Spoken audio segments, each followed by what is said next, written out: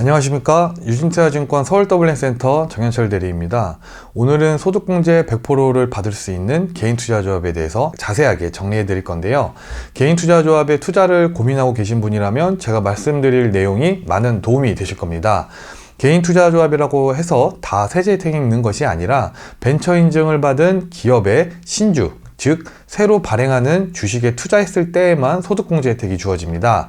그래서 근로소득이든 사업소득이든 종합금융소득이든 세금을 많이 내시는 분들 사이에서는 개인투자조합을 이용한 비상장기업 투자가 알게 모르게 활발히 이루어지고 있습니다. 보시는 자료처럼 매년 개인투자조합의 숫자와 결성금액이 계속 오르고 있죠. 왜냐하면 현재 우리가 소득공제 혜택을 받기 위해서 개인연금을 가입한다든지 카드 현금을 나눠 쓴다든지 여러 가지 방법을 사용하고 계신데, 개인투자조합을 이용하여 벤처기업에 투자하면 투자금의 3천만 원까지는 소득공제가 100% 될 정도로 상당한 절세가 이루어지기 때문입니다.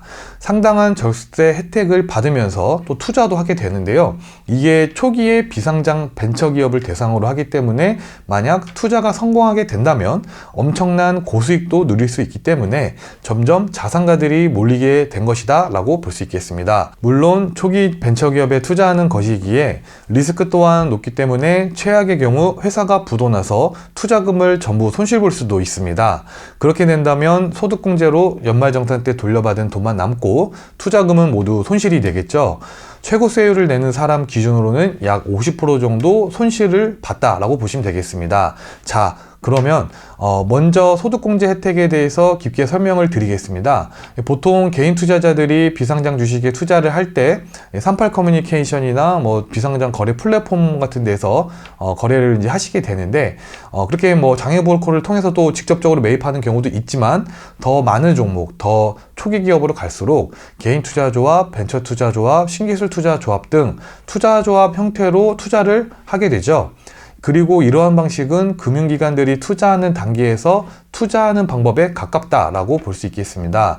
오늘은 개인투자조합에 대해서 설명하기로 했으니 이 자료의 중간에 보이시는 개인투자조합 부분을 보시면 소득공제율이 3천만 원까지는 투자금 100%가 소득공제가 되고 3천만 원에서 5천만 원 사이에는 70%, 그리고 5천만 원이 초과하는 금액에 대해서는 30%가 주어집니다. 투자 금액별로 예시를 보여드리면 개인 투자조합에 3천만 원을 투자하면 3천만 원이 전액 소득공제가 되고, 그리고 5천만 원을 투자하게 되면 3천만 원까지는 100% 소득공제가 되고, 그리고 3천만 원을 초과하는 2천만 원에 대해서는 70%이기 때문에 1,400만 원, 그러니까 다 합해서 4,400만 원이 소득공제가 됩니다.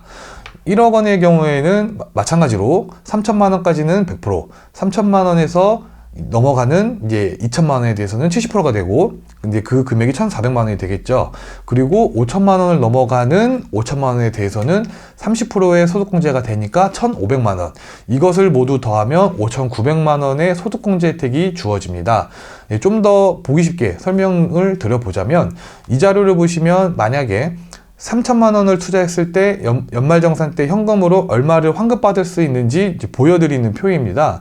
본인의 소득 구간에 따라서 현금이 주어지는 게 다릅니다. 예를 들어 과세표준이 10억 원을 초과하여 최고세율을 내는 사람이 3천만 원을 투자하게 된다면 다음 연말정산 때 현금으로 1,485만 원을 환급받게 됩니다. 내가 투자한 회사가 최악의 경우 부도나서 주식이 휴지조각이 됐다라고 하더라도 연말정산 때 1,485만 원을 돌려받았으니 최대 손실률은 50.5%인 것이죠. 좀 더 현실적으로 일반적인 어떤 예시를 들어보자면, 보통 7천만 원에서 8천만 원 정도의 연봉을 받는 30, 40대 대기업 직장인일 경우를 가정하면 3천만 원 투자 시 다음 연말정산 때 792만 원을 현금으로 환급받게 됩니다. 그러면 내가 투자한 회사가 부도나서 망했다라고 해도 최대 손실은 73.6%만 보는 것이고, 만약 그 회사가 잘 된다 하면 이제 초기 기업에 투자했기 때문에 상방은 10배, 100배 열려 있는 것이죠. 여기서 또 이제 기억해야 될 점이 이제 두 가지가 있는데요.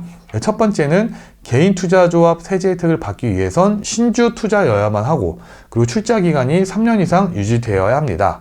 예를 들어 투자한 벤처기업이 2년 만에 인수합병이 되거나 상장을 하게 되어 투자한 주식을 매각하여 수익을 회수하였다면 소득공제 혜택을 받은 거를 이제 다시 내야 됩니다.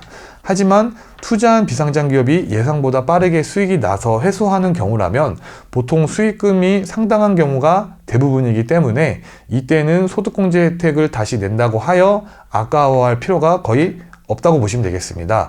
두 번째는 소득공제의 한도는 종합소득 금액의 50%까지입니다. 예를 들어 근로소득, 금융소득, 사업소득, 연금소득, 기타 소득 등 종합과세 대상 소득의 50%까지만 소득공제가 가능합니다. 예를 들어 근로소득 1억을 벌고 그리고 금융소득 1억을 버는 총 2억을 버는 사람이 개인투자조합에 1억을 출자를 하게 된다면 소득공제 한도가 1억으로 잡히기 때문에 개인투자조합에 출자한 1억에 따른 소득공제는 5,900만 원 전액 인정이 됩니다. 반면에 종합소득금액이 1억인 사람일 경우에는 소득공제 한도가 50%로 5천만 원이기 때문에 1억 원 출자에 따른 소득공제 5,900만 원 중에서 5천만 원까지만 인정되게 되는 것입니다.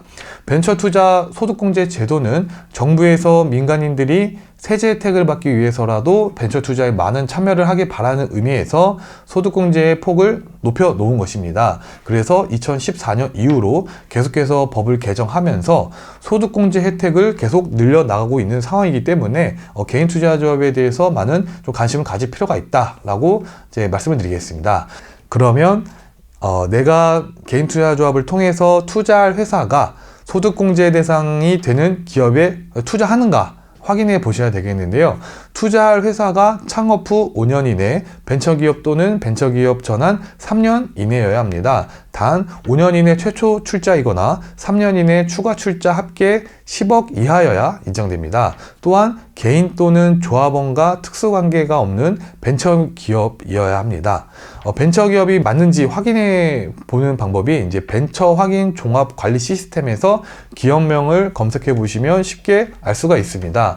주소는 www.smes.go.kr이니 이제 본인이 투자할 기업이 벤처기업 인증을 받은 게 맞는지 한번 들어가셔서 확인해 보셔도 되고, 이것도 잘 모르시겠다 하시면 개인투자조합을 운용할 GP, 그러니까 업무집행조합원에게 직접 문의하셔서 확인해 보셔도 되겠습니다. 네, 지금까지 개인투자조합을 통해서 벤처기업의 신주에 투자했을 때 누릴 수 있는 소득공제 혜택을 다 정리해 드렸는데요. 그러면 투자할 개인투자조합은 어디서 소개받을 수 있는지가 아마 궁금하실 수도 있겠습니다.